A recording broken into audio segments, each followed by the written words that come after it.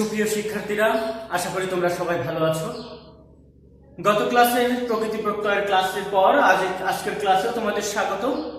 আজ আমরা আলোচনা করব প্রকৃতি প্রত্যয়ের একটি গুরুত্বপূর্ণ অংশ কৃৎ প্রত্যয় নিয়ে।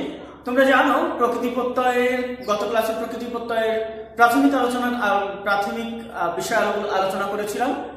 সেখানে আমরা জেনেছিলাম প্রকৃতির প্রকারভেদ, প্রকৃতি কাকে বলে। আমরা জেনেছিলাম প্রত্যয় কত প্রকার ও কি, প্রত্যয় বলতে আমরা কি বুঝি, এই বিষয়গুলো খুব ভালোভাবে আমরা জেনেছিলাম। তো আমাদের প্রত্যয় হচ্ছে একটি শব্দ গঠনের মাধ্যম। তোমাদের বাংলা ব্যাকরণের খুবই গুরুত্বপূর্ণ একটি অংশ প্রত্যয়ের মাধ্যমে শব্দ গঠন, অর্থাৎ শব্দ গঠনের একটি প্রকার হচ্ছে প্রত্যয়। এই প্রত্যয়ের মাধ্যমে কিভাবে শব্দ গঠন করা হয়, সেই শব্দ গঠনের এক পর্যায়ে আমরা প্রত্যয়কে পড়তে হয়। প্রত্যয়কে আমরা তোমরা জানো প্রত্যয় কি এবং প্রত্যয় কত প্রকার। প্রত্যয় হচ্ছে, গত ক্লাসে আমরা বলেছিলাম যে আমরা 3টি ক্লাস দিব প্রকৃতি প্রত্যয়ের ক্রমান্বয়ে।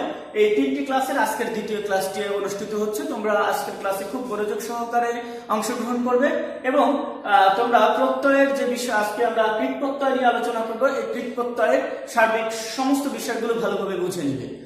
তাহলে চলো আমরা ক্লাসটি শুরু করি। আজকের ক্লাসে আমরা বলেছি যে প্রত্যয় হচ্ছে দুই প্রকার। আমরা জানি প্রত্যয় হচ্ছে দুই প্রকার, কৃৎ প্রত্যয় এবং তদিত প্রত্যয়। এই কৃৎ প্রত্যয় আজকের আমাদের আলোচনার বিষয়।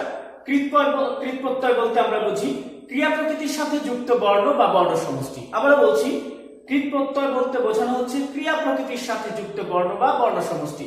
এখানে ক্রিয়া প্রকৃতি খুবই গুরুত্বপূর্ণ একটি বিষয়। যে তোমরা জানো ক্রিয়া প্রকৃতি বলতে আমরা কি বুঝি। ক্রিয়া প্রকৃতি হচ্ছে ক্রিয়ামূল এবং বা ধাতু বলে। এখানে যেমন আমি একটি যদি শব্দ বলি চলা, এই চলা শব্দটির মূল অংশ হচ্ছে চল। এই চলটা হচ্ছে ক্রিয়া প্রকৃতি। এই ক্রিয়া প্রকৃতির সাথে যুক্ত বা বর্ণ বা বর্ণ সমষ্টিকে বলা হয় প্রত্যয়, এবং এই বর্ণ বা বর্ণ সমষ্টি যুক্ত হয়ে নতুন অর্থবোধক শব্দ গঠন করে। এই কৃৎ প্রত্যয় হচ্ছে দুই প্রকার, বাংলা কৃৎ প্রত্যয়, সংস্কৃত কৃৎ প্রত্যয়। আমাদের এই প্রত্যয় নির্ণয় করার ক্ষেত্রে আমরা আগে একটি শব্দ দেখব, যে শব্দগুলো কিভাবে পরীক্ষায় আসে। ধরো পরীক্ষায় থাকলো করণীয়। এই করণীয় শব্দটি প্রকৃতি এবং প্রত্যয় নির্ণয় করতে হবে। তাহলে আমাদেরকে কিভাবে অ্যান্সার করতে হবে আমি দেখাই। যে লিখতে হবে এই করণীয় শব্দটি, প্রথমে আমাদেরকে ক্রিয়ামূল লিখতে হবে, অর্থাৎ ক্রিয়া প্রকৃতি লিখতে হবে। আমি লিখলাম ক্রিয়া প্রকৃতি হচ্ছে করণীয় ক্রিয়া প্রকৃতি, ক্রিয়ামূল বা ক্রিয়া প্রকৃতি হচ্ছে এর শেষে আছে কি, পরের দিলাম অনিয় থাকে, অনিয়। এভাবে আমি একটা এখানে ধাতু চিহ্ন দিলাম। এই যোগ অনিয় হচ্ছে করণীয়, এই ক্রিয়াটা হচ্ছে ক্রিয়া, এই কারণে এটা হচ্ছে ক্রিয়া প্রকৃতি। এটা হচ্ছে কৃৎ প্রত্যয়। এখন এই কৃৎ প্রত্যয় কোন প্রকারের কৃৎ প্রত্যয়? আমরা জানলাম কৃৎ প্রত্যয় হচ্ছে দুই প্রকার, বাংলা কৃৎ প্রত্যয়, সংস্কৃত কৃৎ প্রত্যয়। এটা হচ্ছে, এখন আমরা দেখি অনিয়টা কোন প্রত্যয়ে আছে। এখানে দেখি আমরা অনিয়, এখানে এই অনিয় আছে, তাহলে অনিয়টা সংস্কৃত কৃৎ প্রত্যয়, তাহলে এটা হচ্ছে সংস্কৃত কৃৎ প্রত্যয়। এভাবে আমরা পরীক্ষার মধ্যে এভাবেই আসে যে তুমি যদি শুধু কৃৎ প্রত্যয় লিখলেও চলবে, অথবা তোমাকে সংস্কৃত কৃৎ প্রত্যয় এই কথাটি পুরোপুরি লিখতে হবে। আমি এইটা জায়গাটা মুছে ফেলছি। আমি বললাম যে এভাবে একটি শব্দ দেওয়া থাকবে, সেই শব্দটির প্রকৃতি এবং প্রত্যয় নির্ণয় করতে হবে।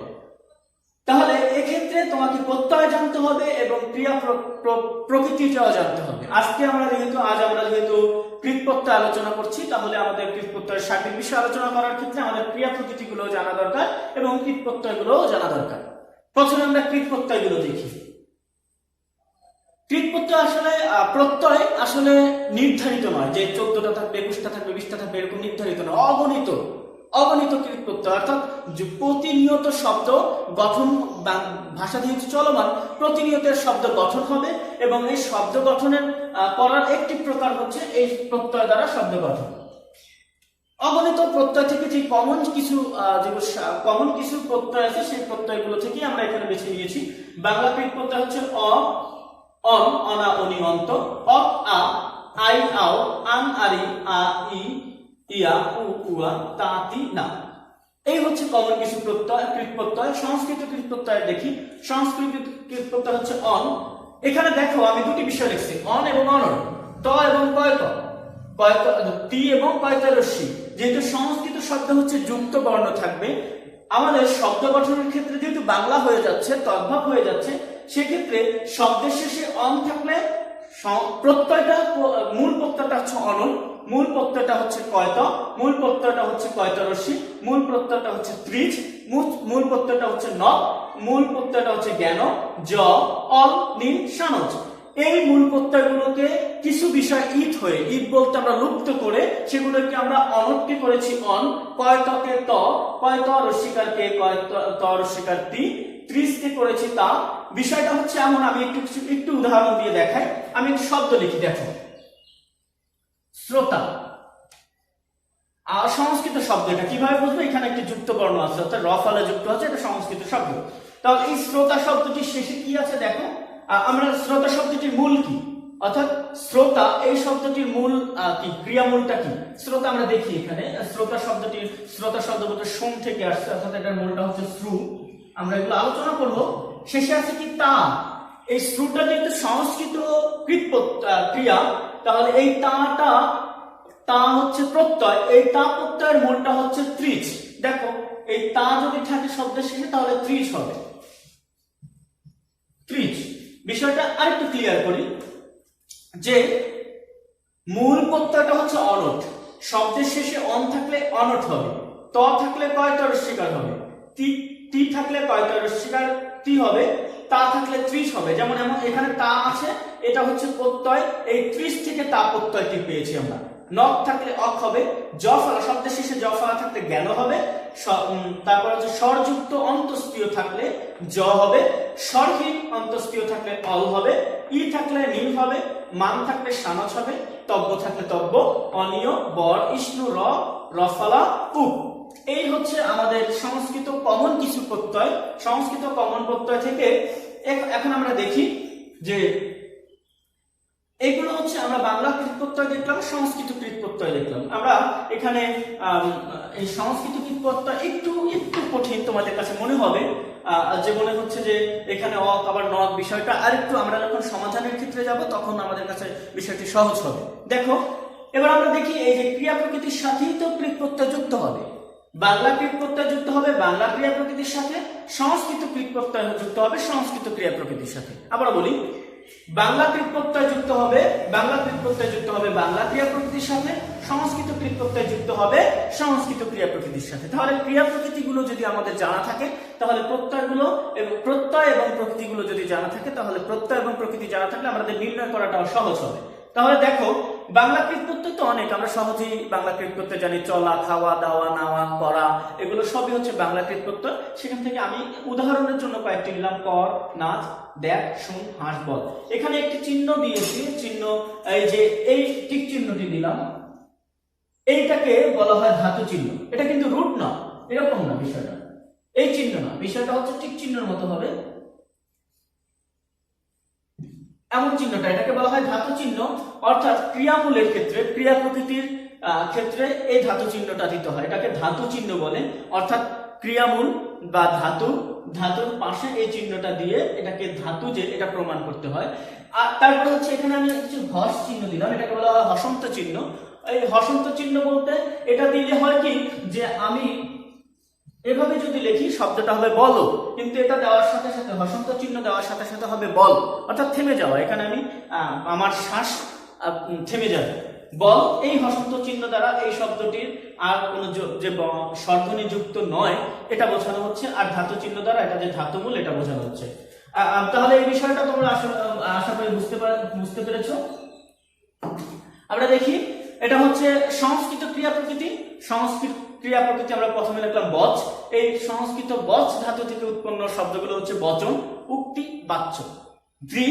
দৃশ থেকে উৎপন্ন শব্দগুলো হচ্ছে দর্শন, দর্শক, দৃশ্য। শ্রু থেকে উৎপন্ন শব্দগুলো হচ্ছে শ্রবণ, শ্রোতা। এবং আরো শব্দ আছে, অগণিত শব্দ আছে, তোমাদের যে শীটটি দেওয়া হবে সেই শীটটির মধ্যে আমি দিয়েছি, তোমরা সেখান থেকে প্র্যাকটিস করলেই হবে। আমি শুধু তোমাদেরকে এখানে ধরিয়ে দিচ্ছি। গমন থেকে গমন, গম থেকে গমন, মুচ থেকে মুক্তি, মুক্তা, মুক্ত। ক্রি থেকে কারক, করণীয় কর্তা। জি থেকে জয়, জয়িতা। চল থেকে চলমান, চলন্ত, গ্রহ থেকে গ্রাহী। তাহলে দেখো আরেকটা আমি লিখে নিই, উদাহরণের ক্ষেত্রে আমাদের দরকার হবে বিষয়টা যে দা, দা থেকে হয় ড্যাগ, এটা আমাদের একটু দরকার হবে। এবার আমরা কিছু শব্দ নির্ণয় করে দেখি যে এখানে আমরা ক্রিয়া প্রকৃতি জানলাম, কীট প্রত্যয় জানলাম। এখন আমাদের পরীক্ষার মধ্যে যে শব্দগুলো আসবে সেগুলো সম্পর্কে একটু দেখি। আমরা লিখলাম মুক্তি। আমাকে বলা হলো মুক্তি শব্দটি পরীক্ষার মধ্যে 8টি শব্দ দেওয়া থাকে তোমাদের। এই 8টি শব্দের মধ্যে 5টি শব্দের প্রকৃতি প্রত্যয় নির্ণয় করতে বলা হয়। মুক্তি, মুক্তি শব্দটি আমাকে নির্ণয় করতে, আমি প্রকৃতি প্রত্যয় নির্ণয় করব। আমি দেখি মুক্তি একটি শব্দ, এই মুক্তি শব্দটি ক্রিয়ামূল কি আমাকে আগে জানতে হবে। মুক্তি শব্দটি ক্রিয়ামূল কি তোমরা একটু খুঁজে দেখো তো, যে আমরা যদি এটা দেখি যেটা কি বাংলা নাকি সংস্কৃত। নিশ্চয়ই এটা সংস্কৃত। আমি বললাম সংস্কৃত শব্দ চেনার উপায় হচ্ছে যুক্ত বর্ণ থাকবে। এই যে কয়েকটা রসিকাল আছে, এটা হচ্ছে যুক্ত বর্ণ, এটা সহজেই সংস্কৃত শব্দ, সংস্কৃত ক্রিয়া। তাহলে এই মুক্তি শব্দটি ক্রিয়ামূল কি আমাকে এটা মনে রাখতেই হবে, কিন্তু মুক্তি শব্দটির ক্রিয়ামূল হচ্ছে মুচ। তাহলে আমি মুচ লিখে ফেললাম, মুচ, ধাতু চিহ্ন দিলাম, হসন্ত দিলাম। এখন শব্দের শেষে কি আছে? তি আছে। তি থাকলে কি হওয়ার কথা ছিল? তি থাকলে কয়টা রস্যিকার হওয়ার কথা ছিল। তাহলে কয়টা রস্যিকার দিলাম, অথবা তুমি তিও দিতে পারো, যে কোনো একটা, তোমরা যে কোনো একটা দিতে পারো। তাহলে মুক্তি শব্দটি মুচ যোগ কয়টা রস্যিকার, খুবই সহজ কিন্তু বিষয়টা। তারপরে আমি লিখলাম সোনা, এটা একটা লিখলাম। এখন এই সোনা শব্দটি কি? বাংলা ক্রিয়া, কারণ কি এখানে যুক্ত বর্ণ নাই, সহজেই নাই। তাহলে সোনা শব্দটির ক্রিয়ামূল কি আমরা দেখি। এখানে আছে যেমন শুন, শুনটা হচ্ছে ক্রিয়ামূল। তাহলে শুন, হসন্ত চিহ্ন, ধাতু চিহ্ন, আ প্রত্যয় আছে, আমরা দেখলাম এই আ প্রত্যয়। তাহলে এটা হচ্ছে বাংলা কৃত প্রত্যয়, এটা হচ্ছে সংস্কৃত কৃত প্রত্যয়। এভাবে আমরা সহজে নির্ণয় করতে পারি। আরো কিছু শব্দ আমরা দেখি, যেমন দেয়, আমি শেষে যে শব্দটি লিখলাম শব্দ, এখানে অন্তস্তীয় আছে। আমরা একটু কম দেখি, আমাদের যে প্রত্যয় মুখস্থ রাখতে হবে। এই সংস্কৃত কৃত প্রত্যয়ের ক্ষেত্রে দেখো যে স্বরহীন, অন্তস্তীয়র আগে যদি স্বরহীন বর্ণ থাকে, অন্তস্তীয়র আগে যদি স্বরহীন থাকে, এই অন্তস্তীয়র পরিবর্তে অল হবে। আর যদি অন্তস্তীয়র আগে স্বরযুক্ত কোনো বর্ণ থাকে তাহলে জ হবে। তাহলে এই অন্তস্তীয়র আগে কি আছে? দে, একটা স্বরযুক্ত, স্বরধ্বনি যুক্ত একটি বর্ণ আছে। তাহলে এই বে স্বরযুক্ত বর্ণের পরে অন্তস্তীয় থাকার কারণে এই অন্তস্তীয়র পরিবর্তে অন্তস্তীয় হচ্ছে জ ধাতু থেকে এসেছে। আর এখানে এই দে বলতে আমরা দা বলছি, দে হচ্ছে দে ধাতুর মূলটা হচ্ছে দা। বিষয়টা আরেকটু দেখো তো বুঝো কিনা, যে দে অন্তস্তীয়র আগে যদি স্বরযুক্ত ধ্বনি থাকে, অন্তস্তীয় প্রত্যয়টা হচ্ছে জ প্রত্যয়। আর যদি আমি আরেকটা লিখি ভয়, ভয় বাদ দিয়ে এখানে যেগুলো আছে এগুলোই লিখি আমি, যে জয়, এখানে অন্তস্তীয়, দেখো এখানে অন্তস্তীয়, এখানে অন্তস্তীয়। এই অন্তস্তীয়র আগে কোনো স্বরধ্বনি যুক্ত বর্ণ নেই, এখানে স্বরধ্বনি যুক্ত বর্ণ আছে। স্বরধ্বনি যুক্ত বর্ণের পরে যদি অন্তস্তীয় থাকে তাহলে জ হবে। আর স্বরধ্বনি যুক্ত হীন, স্বরহীন বর্ণের সাথে যদি অন্তস্তীয় থাকে তাহলে অল হবে। অন্তস্তীয়র পরিবর্তে কি হবে? অল হবে। তাহলে এই অন্তস্তীয়টা কোন ধাতু থেকে, প্রত্যয় থেকে এসেছে? অল প্রত্যয় থেকে। আর জটা এখানে আমরা দেখি, জয়ের মূল ধাতুটা কি? জয়ের মূল ধাতুটা হচ্ছে জি, এখানে আমরা দেখলাম জি। তাহলে দেখো জি যোগ অল জয়, দা যোগ জ দে, শুন যোগ আ শোনা, মুক্তি, মুচে যোগ টি মুক্তি। আবার দেখি আমরা উক্তি একটি শব্দ দেখলাম। উক্তি শব্দটির মূল ধাতুটা কি? উক্তি শব্দটির মূল ধাতুটা হচ্ছে বচ। তাহলে আমাকে লিখতে হবে বচ, শেষে তি আছে, তিও লিখতে পারি আমি, অথবা কয়টা রস্যিকারও লিখতে পারি। খুবই সহজ বিষয়টা। আমি আরো কিছু লিখি, যে আমি লিখলাম দাতা, শেষে কি আছে? তা আছে। তা থাকলে কি হবে? যদি আমি এখানে লিখি তা থাকলে, যেহেতু দাটা আমরা জেনে নিলাম যে দা হচ্ছে সংস্কৃত ক্রিয়া, তাহলে দাতা যেহেতু সংস্কৃত ক্রিয়া দাতা, তাহলে এখানে তা থাকলে ত্রিশ হবে। আমরা এখানে জানলাম এই যে তা থাকলে, আর তা থাকলে 30 হবে। তাহলে 30 লিখলাম, আর এখানে দা যোগ 30 দাতা। ঠিক আছে, এভাবে আমরা সহজে নির্ণয় করতে পারি। আচ্ছা, আমরা আরেকটু আলোচনা করতে পারি। এখানে যে ক্রিয়া প্রকৃতিগুলো দেওয়া আছে সেই ক্রিয়া প্রকৃতিগুলো নিয়ে আমরা আলোচনা করে দেখি এখানে প্রত্যয় নির্ণয় করা সহজ কিনা। বচন, বচন শব্দটির ক্রিয়ামূল কি? বচ। এই বচনের শেষে কি আছে? অন। অন প্রত্যয়তে কি হচ্ছে? এখানে এই অন হচ্ছে অন থাকলে অনট হবে। উক্তি, উক্তি শব্দটির ক্রিয়ামূল হচ্ছে বচ, শেষে কি আছে, কোন প্রত্যয় আছে, তি আছে, তি থাকলে কি হবে, তয়ের শিকারে তি হবে। বাচ্য, এখানে বাচ্চর মূলটা হচ্ছে কি বচ, শেষে কি আছে জ, জ ফলা থাকলে কি হবে, জ্ঞান হবে, জ ফলা থাকলে কি হবে, জ্ঞান হবে। এই জ্ঞান বাদ দিয়ে তুমি জও দিতে পারো, তুমি শুধু জটাও দিতে পারো অথবা জ্ঞানও দিতে পারো। আবার দেখি নিচের গুলো দেখি, দৃশ, দর্শন, দর্শন শব্দটির মূলটি কি দৃশ, শেষে কি থাকে অন, অন থাকলে কি হবে অনট অথবা অন, তুমি যে কোনো দুটি দিতে পারো। দর্শক, দর্শক শব্দটির মূল হচ্ছে দৃশ, এখানে বাকি থাকে অক, অক শব্দটি থাকলে আমরা বলি অক শব্দটি, অক প্রত্যয়টি থাকলে আমাদের কি কোন প্রত্যয় দিতে হবে, নক প্রত্যয় দিতে হবে, অক অথবা নক তুমি যে কোনো একটি দিতে পারো। দৃশ্য, দৃশ্য শব্দটির মূল হচ্ছে দৃশ, শেষে জফলা আছে, জফলা থাকলে কি হবে এবার একটু তোমাদের বলতে হবে, আমি এখানে বলে দিয়েছিলাম বাচ্চতে জফলা থাকলে কি হবে, জফলা থাকলে জ্ঞান প্রত্যয় হবে, অথবা তুমি শুধু জটা দিয়ে দিতে পারো। শ্রু, শ্রু হচ্ছে শ্রবণ, শ্রবণের ক্ষেত্রে শ্রবণ শব্দটির মূল হচ্ছে শ্রু, শেষে কি থাকে অন, তাহলে অন শব্দটি থাকলে, অন প্রত্যয়টি থাকলে কি হবে, অনট প্রত্যয় হবে, খুব সহজ। শ্রোতা, শ্রোতা শব্দটির মূল হচ্ছে শ্রু, শেষে তা আছে, তা প্রত্যয় থাকলে আমরা কি জানি কি হওয়ার কথা আমাদের, আমরা আগে পড়েছি একটু, তা থাকলে ত্রিশ হবে, তা থাকলে কি হবে, তা থাকলে ত্রিশ হবে। স্মৃতি, শেষে স্মৃতির মূল শব্দটি হচ্ছে শ্রী, শেষে তি আছে, তি থাকলে পায়তের শিকার হবে। স্মরণ, স্মরণের মূল শব্দ হচ্ছে শ্রী, শেষে অন আছে, অন থাকলে কি হবে অনট হবে। গমন, গমন, শেষে গম, মূল শব্দ হচ্ছে গম, গম, শেষে অন আছে, অনট হবে। মুচ, মুক্তি, মুচ, মুক্তি শব্দের মূল হচ্ছে মুচ, শেষে তি আছে, তি থাকলে পায়তের শিকার হবে। মুক্তা, তা আছে, মুচ যোগ তা, তাহলে তা যেহেতু আছে তাহলে ত্রিশ হবে। মুক্ত, মুক্ত হচ্ছে মুচ যোগ ত আছে, ত থাকলে পায়ত হবে। ক্রি, কারক, কারক কারকের মূল হচ্ছে ক্রি, আর শেষে অক আছে, অক থাকলে নক হবে। করণীয়, করণীয় শব্দের মূল হচ্ছে ক্রি, শেষে অনিয় আছে, আমরা জানি অনিয় প্রত্যয়টা থাকলে অনিয় প্রত্যয় হয়। যেমন কর্তা, কর্তা শব্দের মূল হচ্ছে ক্রি, শেষে তা আছে, তা থাকলে কি হবে ত্রিশ হবে। তেমনি জি, জি হচ্ছে জয়, জয়ের মূল শব্দ হচ্ছে জি, শেষে অন্তস্থীয় আছে, এই অন্তস্থীয়ের আগে কোনো স্বরধ্বনি নাই বলে এই অন্তস্থীয়ের পরিবর্তে অল প্রত্যয় হবে। আবার জয়িতা, জয়িতার ক্ষেত্রে জি, আর হচ্ছে এখানে জয় হবে, জয় যোগ ই, জয় যোগ তা আছে, তা থাকলে ত্রিশ হবে। তেমনি ভাবে চল, চলমান, এখানে চলমান শব্দের মূল হচ্ছে চল, মান থাকলে সানজ হবে, এটা আমরা এখানে আমি লিখে দিয়েছি, মান থাকলে সানজ হবে, তাহলে এই কথাটা এখন হবে চল যোগ সানজ। চলন্ত, চলন্তের মূল হচ্ছে চল, শেষে অন্ত আছে, অন্ত হবে, আর অন্তটা হচ্ছে এই বাংলা কৃত প্রত্যয়, ঠিক আছে। এরপর হচ্ছে গ্রাহী, শেষে দীর্ঘী আছে, দীর্ঘী থাকলে আমরা কি দেখি, দীর্ঘই থাকলে আমাদের দীর্ঘই আছে, দীর্ঘই থাকলে হবে নীল, তাহলে গ্রহ, গ্রাহী শব্দের মূল হচ্ছে গ্রহ, শেষে দীর্ঘইকার, দীর্ঘই আছে, দীর্ঘইকার আছে বলতে দীর্ঘইকার থাকলে শেষে নীল হবে, তাহলে গ্রহ যোগ নীল। দা, দা শব্দ কি দেয়, দেয় শব্দটির মূল হচ্ছে দা, দা যেহেতু অন্তস্থীর আগে স্বরযুক্ত বর্ণ আছে, এই কারণে অন্তস্থীয়টা কোন প্রত্যয় হবে, অন্তস্থীয় হবে, স্বরযুক্ত প্রত্যয় হলে জ হবে। এখানে এভাবে তুমি যদি ধরে ধরে প্রত্যেকটা শব্দ তুমি যদি প্র্যাকটিস করো, আশা করি তোমার কোনো ধরনের সমস্যা হবে না, ইনশাআল্লাহ তুমি সবকিছু বুঝতে পারবে। আমরা তোমাদের যে শীটটি দেওয়া আছে সেখানে তোমরা ভালোভাবে বুঝতে পারবে। আর যদি কোনো বিষয় আজকে বুঝতে না পারো, তোমাদেরকে খুবই দুটি বিষয় মনে রাখতে হবে প্রকৃতি প্রত্যয়ের ক্ষেত্রে। ক্রিয়া প্রকৃতি, একটি শব্দের ক্রিয়ামূল কোনটা এবং কৃত প্রত্যয় কোনটা, তোমাকে কৃত প্রত্যয়টাও জানতে হবে এবং ক্রিয়ামূলটা জানতে হবে। তবে তুমি যদি ক্রিয়ামূলটা জানো তাহলে কৃত প্রত্যয়টা তোমার কাছে সহজ হয়ে যাবে।